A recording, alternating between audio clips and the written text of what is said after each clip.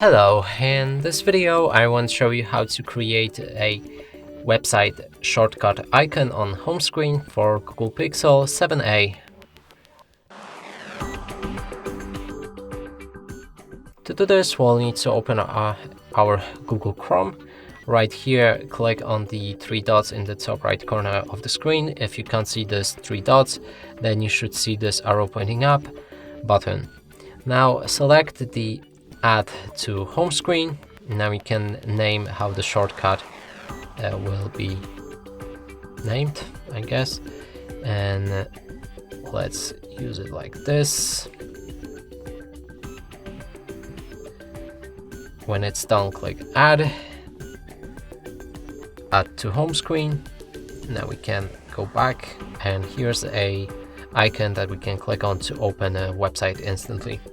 And that's it for this video. Hope you like it. Please consider subscribing to our channel, leave a like and a comment below.